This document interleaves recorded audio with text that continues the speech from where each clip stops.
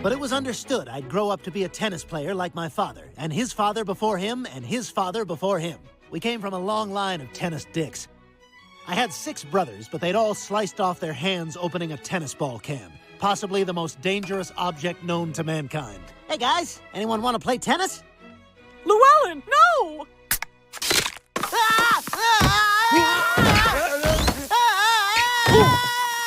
But I would do everything I could to make my now female father happy. Practices were intense. I feel like you skipped over a very big story point right there. My father was a World War II vet, so he used to make me reenact the D-Day landing with tennis ball machines.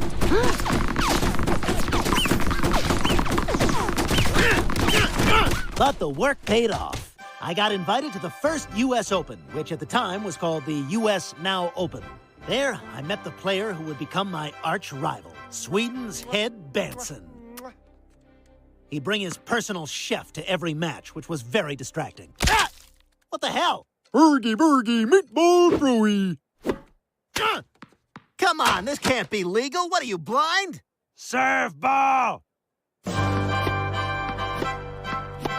I was the bad boy of tennis, and my unconventional style of play changed the game. Before I came along, tennis was so safe, it was customary to hit a 6-handed backhand. I pioneered the one-handed backhand.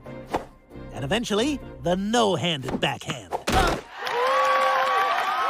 Quagmire, I love your backhand! That sounds like a backhanded compliment. I also flouted tennis etiquette by wearing the longest, baggiest shorts the game had ever seen. People criticized my style of play because I argued with umpires and was taught to bounce the ball 40 times before my serve.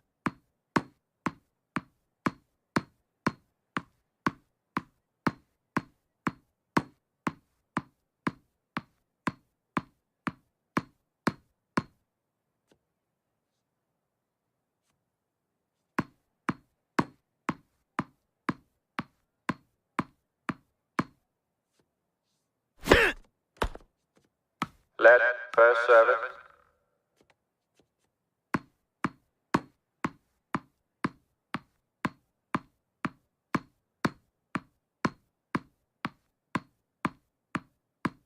I'd won the U.S. Open, but I wouldn't settle for just that. My goal was the coveted Grand Slam. Pancakes, eggs, sausage, and bacon at Denny's. One day, Glenn. One day. Maybe your birthday.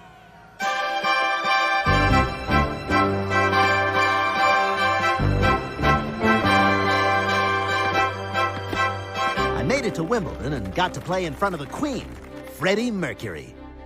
I altered my 40-bounce routine just for him.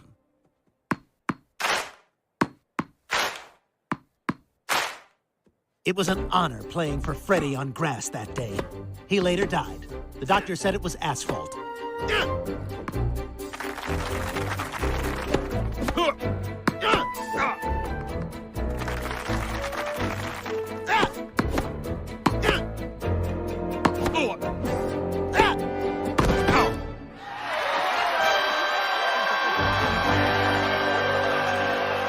It was the era before AIDS, but a lot of tennis players had to deal with the scourge of penis garrulitis.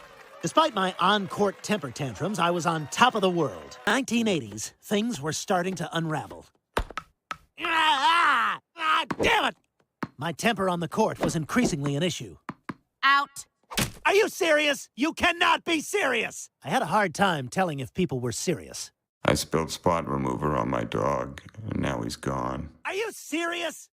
I became famous for smashing rackets when things didn't go my way. Of course, back then, we didn't have multiple rackets, so I was forced to play with it.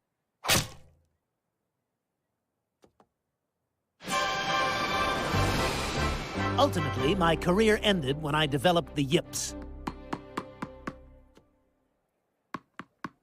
And in 2001, at the U.S. Open, my first serve hit a plane, causing it to go tragically off course and hit a building. Everyone blamed the Muslims. My second serve was no better.